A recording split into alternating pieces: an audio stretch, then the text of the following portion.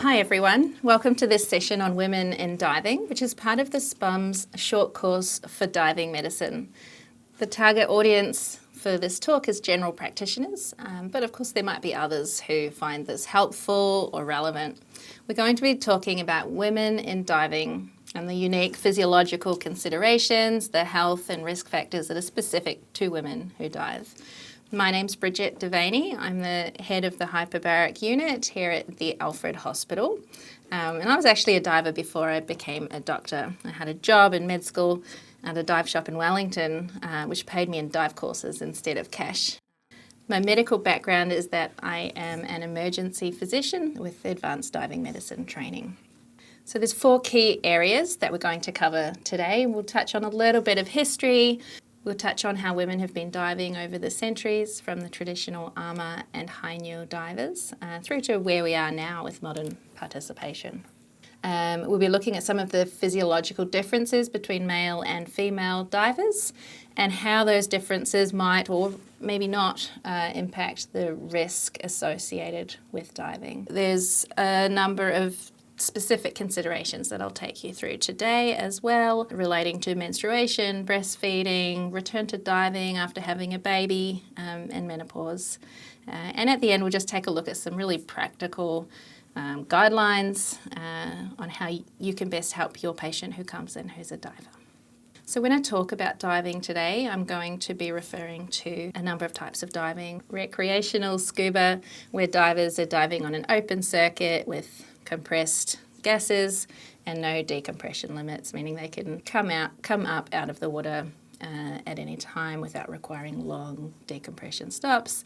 We're going to include technical divers, so those deeper, longer dives requiring decompression stops and often using mixed gases. And we're going to be talking about free diving as well. We'll touch on those historical types of diving as well. So the ama and the hainu are Japanese and Korean traditions of women divers. They've been doing this for hundreds of years and really have shown how the female body, how women have adapted and physiologically how they're really well suited to diving, to free diving. So who's diving today? How are women diving today?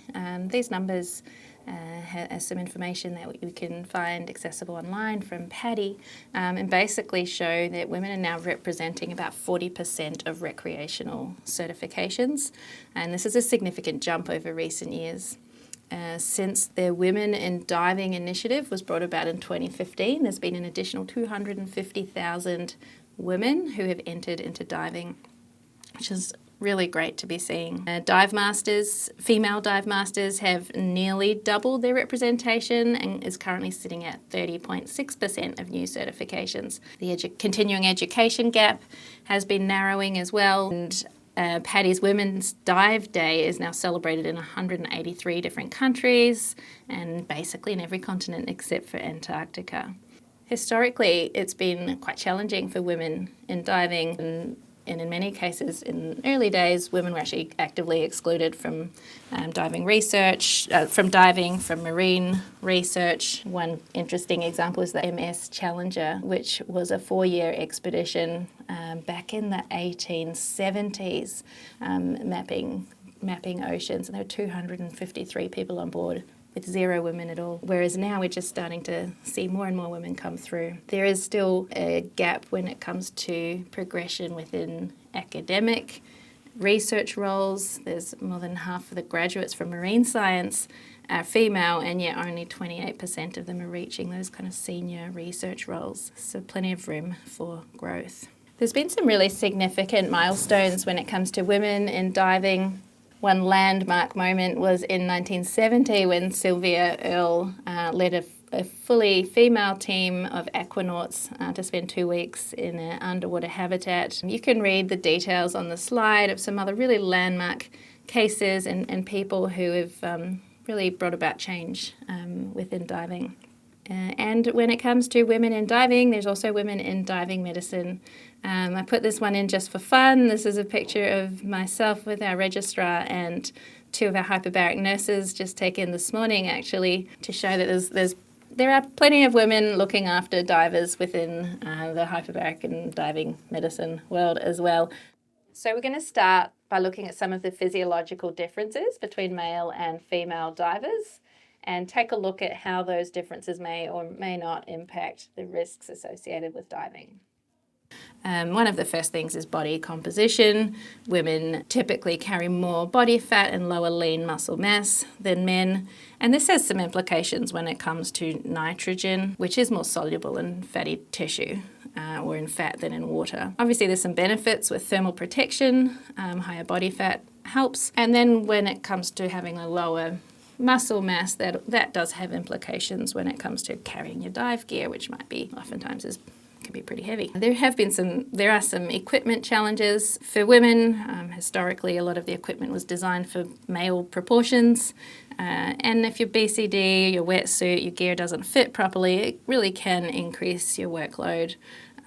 Poor wetsuit fit that's not designed for a female shape can impact and restrict your chest expansion and increase your work required to breathe underwater. So it's really important when you're talking to your patients who might be considering diving to make sure that they're getting well-fitted equipment and gear designed for women. Thermoregulation is a little different in female divers. We tend to lose heat faster, and that comes back to that lower muscle mass, higher surface area to volume ratio. We do know that body fat percentage is what predicts how much your temperature drops in the water, particularly in wetsuits. It's not the case if you're wearing a dry suit. But once you get cold in the water, that starts to have quite significant impact when it comes to decision making and dexterity, and it does impact your risk of getting decompression sickness as well. So it's great to advise your patients to make sure they've got adequate thermal protection, especially when they're doing cold water dives. It's really not just a comfort issue, it is also a safety issue. So lung volumes and breath holding. Women do have smaller absolute lung volumes. Once you start to correct that for height, however, that difference narrows. So relative to body size, women typically will perform similarly to men. When it comes to breath hold diving, however, I guess one of the practical implications is with being able to take less of a breath in, there's potentially less oxygen being stored per breath hold dive due to the smaller lung volumes. But the key takeaway here is that the sex difference in lung volumes is really a body size issue rather than a physiological limitation. So when it comes to the diving reflex, this is present in both sexes equally, and really it's training and technique that matter more than gender when it comes to breath hold. So nitrogen narcosis and oxygen toxicity are both things that can occur with diving. Nitrogen narcosis is typically something that can occur around or beyond 30 metres if you're breathing air, and it's a bit like alcohol intoxication. It impairs judgment in a very similar way. There's no evidence that women are more susceptible to nitrogen narcosis than men, and the advice that you'd give a female patient would be the same as that you would give to a male patient. If they're starting to experience symptoms while they're diving, then they need to start ascending a little bit until that clears. And when it comes to oxygen toxicity, this is something that can occur when you're breathing increased partial pressures of oxygen, which happens even breathing air when you're at depth. And again, there's no evidence that women are at any greater risk than men for this. There is ongoing active research in this area, so I'll be really interested to see what comes out of that. But at this point, the advice for male and female divers on oxygen toxicity remains the same. So decompression sickness and gender. What does the evidence say? Are women really at greater risk? It has been discussed over the years and suggested that women might be at increased risk of decompression sickness compared to men. And there's papers and work that's been done that sit on either side of the argument. So Dan Europe reviewed a large number of their dives, 127,000 dives from 5,900 divers, and they reviewed a bunch of different risk factors for getting decompression sickness. And they indicated, and that data suggested that women were considerably more at risk of decompression sickness than men.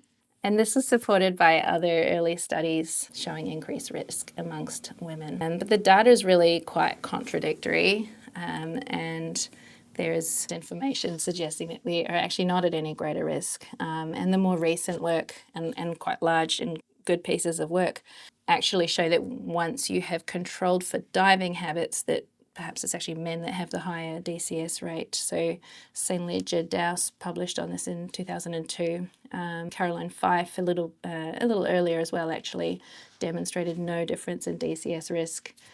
There was some work in the early 2000s suggesting that women, at least premenopausal women, produce less venous gas emboli, so bubbles, when they're diving than men. There's a lot more papers and work that you can look into as well, but essentially and broadly speaking, there's not convincing evidence that women are more at risk of decompression sickness when compared to men who have similar diving habits. Now we're going to move on to the menstrual cycle and contraception. Interestingly, there does appear to be a link between the phase of the menstrual cycle that a woman is in and the risk of decompression sickness. There does appear to be a risk of decompression sickness that is increased in the earlier phase of a woman's menstrual cycle. So specifically in the first week, the risk of DCS appears to be higher compared to week 3, which appears to carry the lowest risk. And there's been data supporting this dating back to the 70s. Early on, it was sort of some weak signals in the data that was available. And over the years, there's been more data which does support this.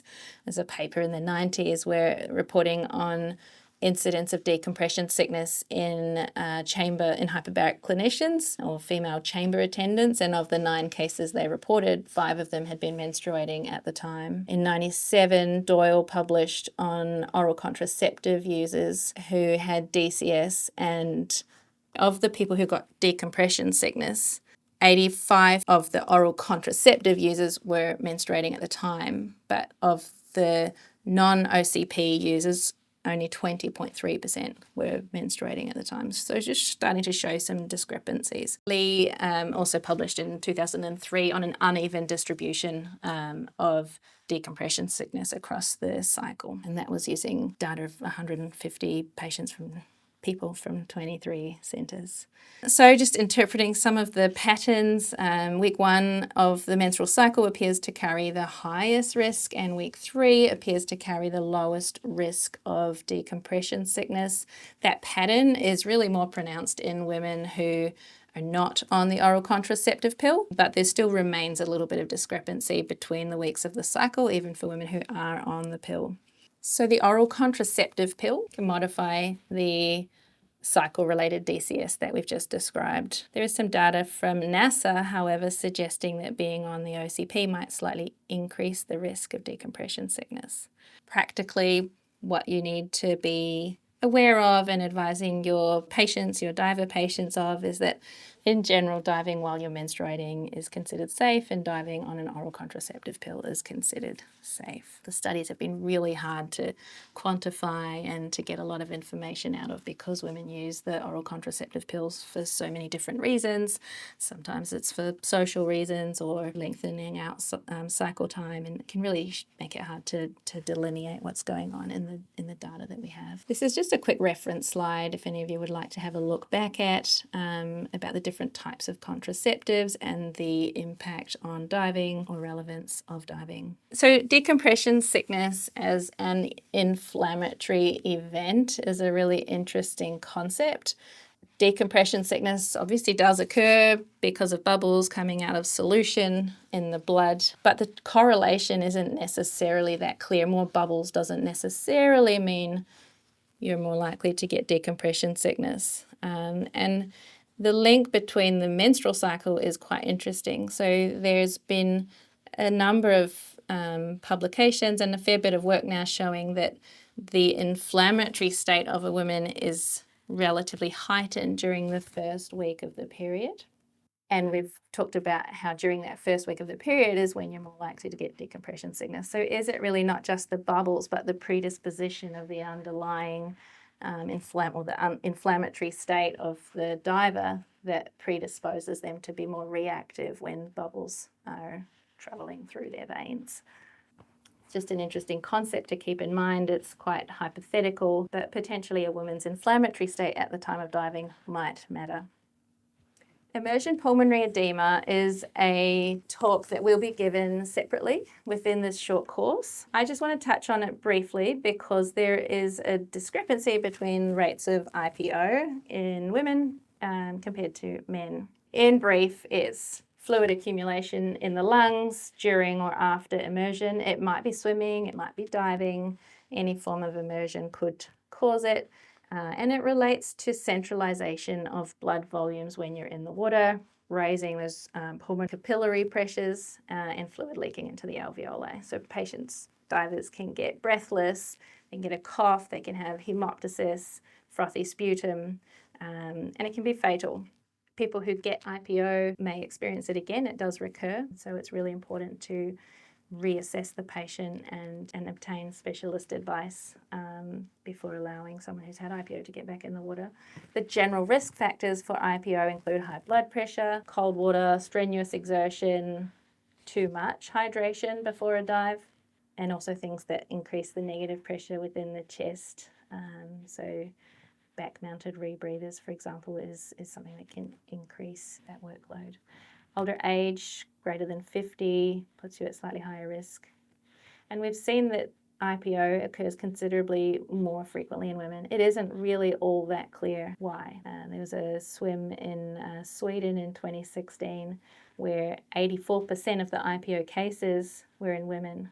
58 of the 69 people who got IPO from that really intensive swim. It might be relating to airway size, smaller airways, meaning you need to generate greater negative pressure on exertion, and potentially that problem I described earlier with equipment where if the wetsuit is really tight across the chest, if it's not designed for a woman's body, potentially that tightness increases the workload and again the negative pressure needed to be generated to keep up. It's really important that you ask your female patients if they get any breathlessness, cough or hemoptysis during diving or swimming or any other in-water activities, as IPO is possibly a little bit underdiagnosed. So IPO goes by a number of different names. We'll just stick with IPO for this talk. It's also known as swimmer's pulmonary edema. There was this open water swim in Sweden that is done on an annual basis, and data was collected on 47,000 swimmers between 2016 and 2019. And overall, out of 322 people who had acute respiratory symptoms, 211 of them were diagnosed with IPO, swimmer's pulmonary edema. Interestingly, 90% of cases occurred in women, despite the participation of men and women being equal in that event. Odds of a woman in that event getting immersion pulmonary edema was about 8.5 times greater than men getting immersion pulmonary edema. You'll hear more about clearance and return to diving after IPO in the IPO talk, but here's a little bit of information just for your reference. So what about breast implants and diving? There's been some questions raised about this over the years. Do they explode? What happens? Is it safe? Is it not safe? And some work was done at Duke University Medical Center some years ago now, where they tested different kinds of implants.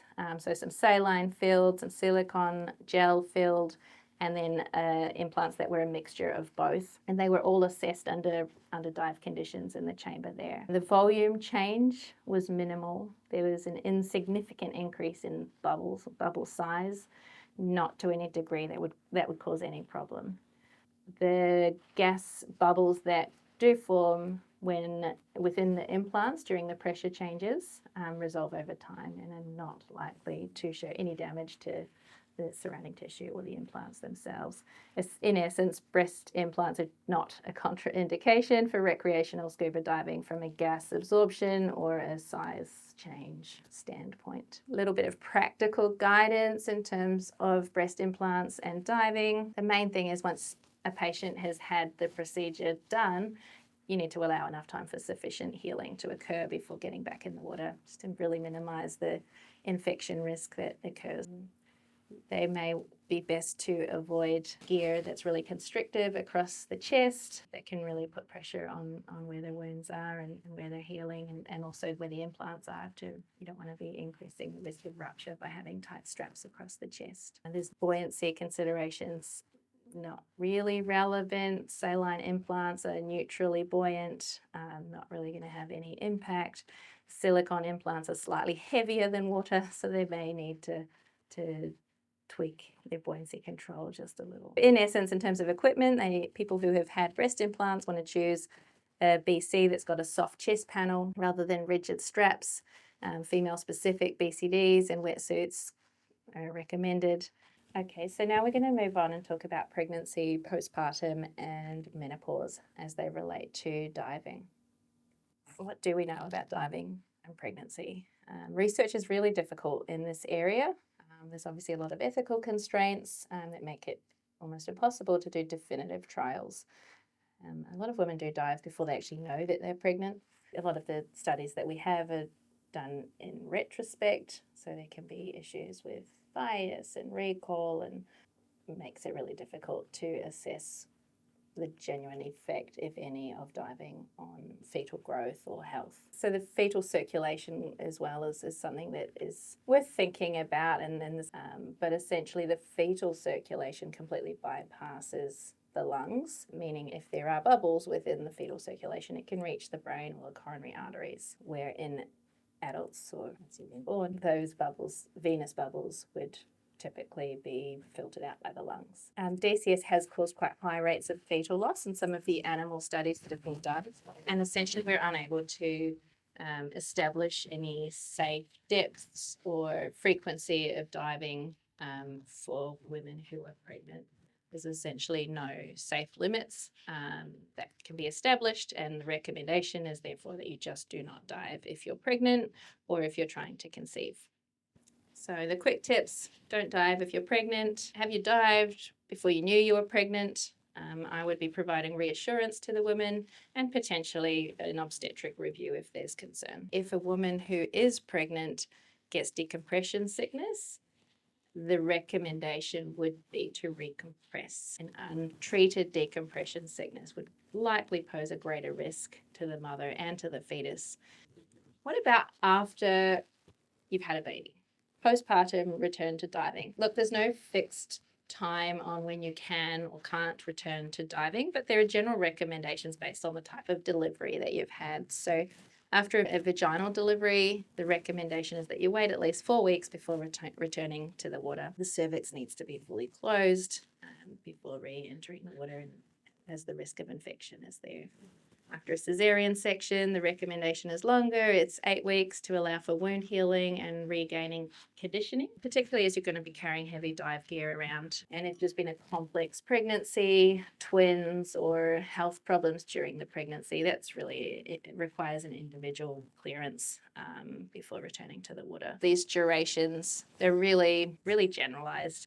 That early postpartum period, there are a lot of other factors to take into account before suggesting that someone is safe to go back into the water. So just because that amount of time has passed doesn't mean they're necessarily ready. So make sure you're exploring all the other issues and things that might impact their readiness to return to the water. Fatigue and physical demands of having a newborn, being up at night, all of those things can delay recovery and the stamina that's needed for diving. Breastfeeding we will talk more about in a second, but essentially it is not a contraindication. Mum needs to stay super well hydrated before and after the dives, but it's not a reason to not dive.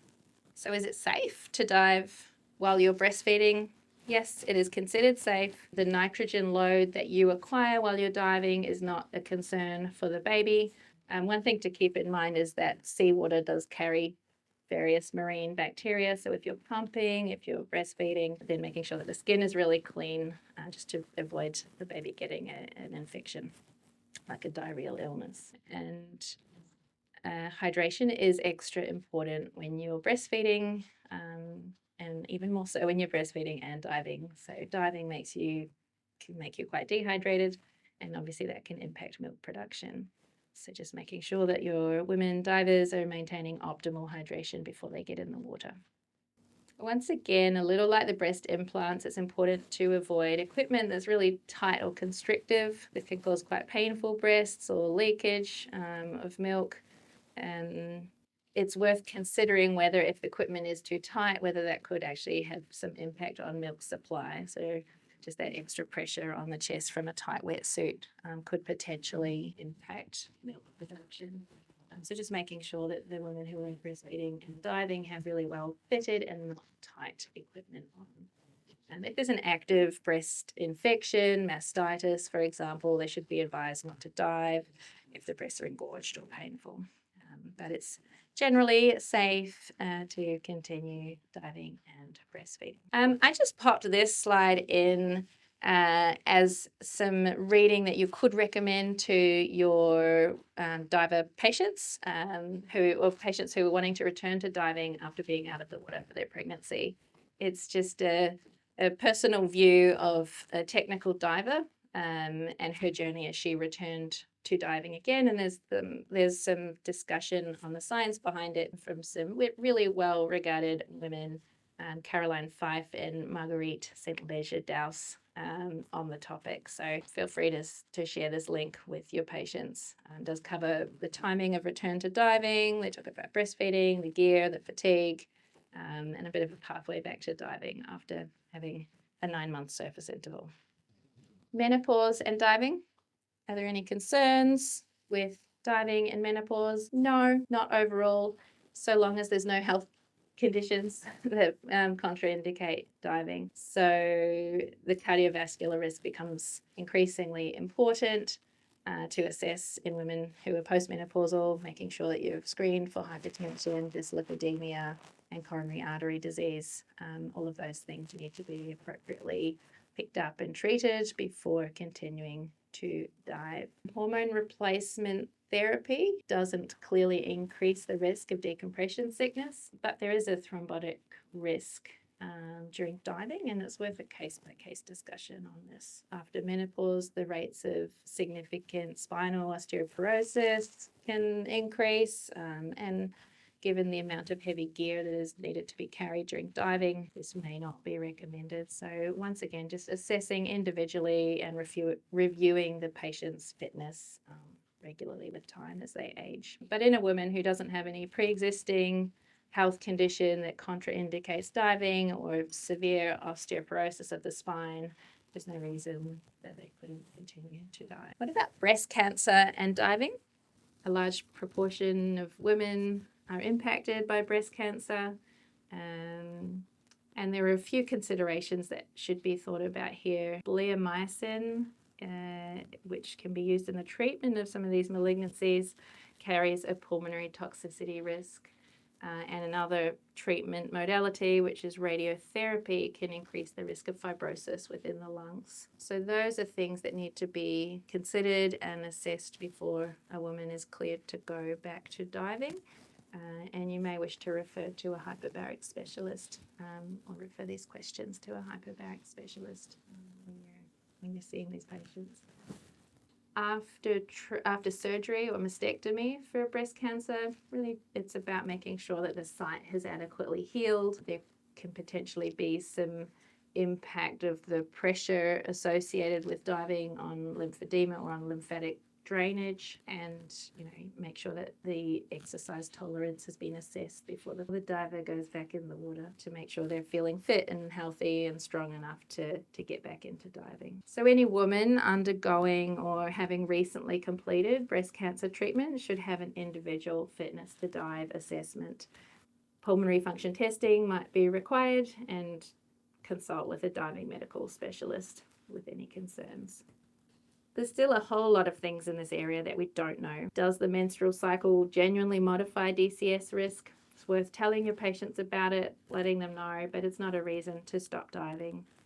Are the decompression algorithms that have been built based on male data appropriate for women? We're not yet sure, but it's worth being conservative until a female-specific algorithm has been developed. Why does IPO occur far more often in women than men? This remains a little bit unclear, but it's always worth taking a really good diving respiratory history in female patients. And the last point here is just that a really regular fitness to dive review is good practice across the various stages of a woman's life, and especially around those times of hormonal transitions. So, just as we start to wrap up, we're going to go through just some practical guidance that might be helpful for you, advising your female patients about diving. So, pregnancy, don't dive if you're pregnant or trying to conceive. We have not established safe limits. The menstrual cycle may slightly increase the risk of DCS in week 1. Diving is generally still considered safe, but it's worth just being aware.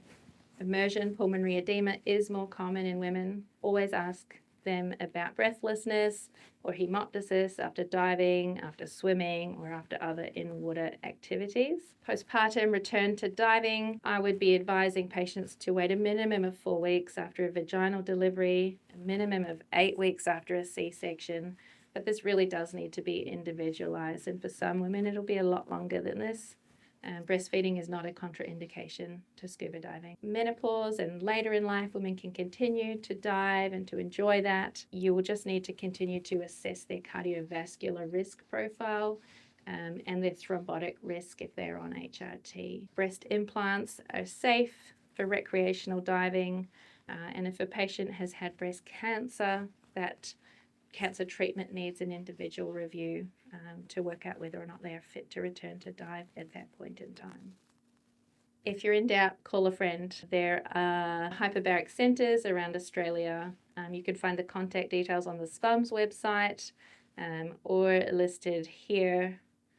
We'll be happy to take calls and to answer your questions. And just a couple of references if you'd like to do any further reading on some of the topics we've discussed today. Thank you.